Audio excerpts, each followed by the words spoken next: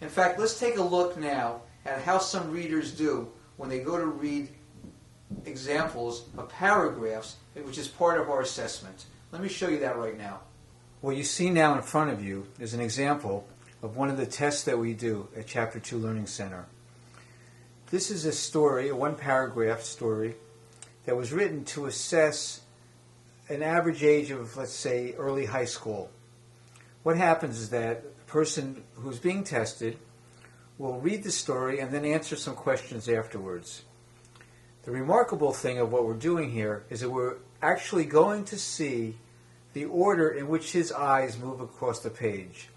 We're going to watch his eyes at half speed. They actually move faster than this, but I want you to see what happens when he reads this passage.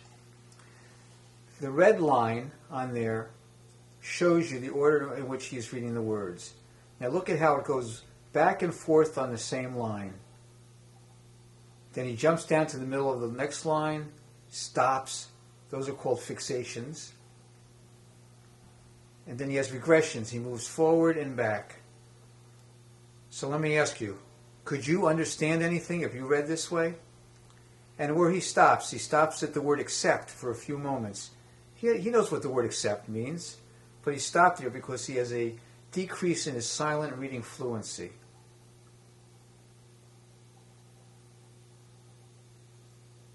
Now, how is it possible to make sense out of anything read in this way? Well, he's got that 50-pound burden on his back. He has learned how to do it. You might be surprised to find out that the gentleman who reads this way is actually a court stenographer, requiring a great amount of mental and reading agility. He's able to do it, and imagine how much easier his job is going to be when this gets corrected. Okay, and let's look at one more. Here is a high school student reading that same Eskimo story. Let's see how she does it.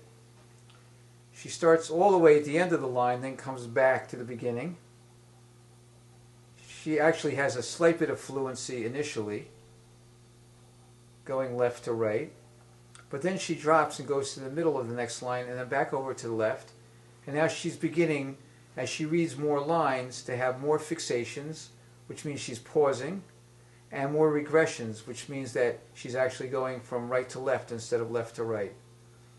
Again, this is a student who does very well in school, and this is how she reads. She has also learned how to compensate. Her timing and rhythm are off. Her silent reading fluency is very poor. She has many fixations and regressions. Her reading speed is obviously much slower than it needs to be because she spends time going over things. She doesn't have a comprehension problem. She comprehends very well. She just does not know how to read properly. So let's review what we've done in this short video. We've explained the two major facets that get involved with silent reading fluency. We've discussed the fact that silent reading fluency is the key to learning and to performing well on test taking. Showed you examples of accomplished people who really don't read silently very well at all. You saw the choppy manner in which they read. You'll probably be very surprised to find out how accomplished they were able to be with that burden that they're carrying around. You may find out you too have the same burden, maybe worse. Maybe better, but maybe worse. You'd be shocked to see how people who achieve very well do it under the tremendous burden of not being proficient in silent reading fluency. You're looking now at a time when you're about to take one of the most important examinations of your life. It may not be fair that so much weight is put on these tests, but let's face it, they are, and that's why you asked for this video. We're telling you that there is a way to improve your reading comprehension and your silent reading.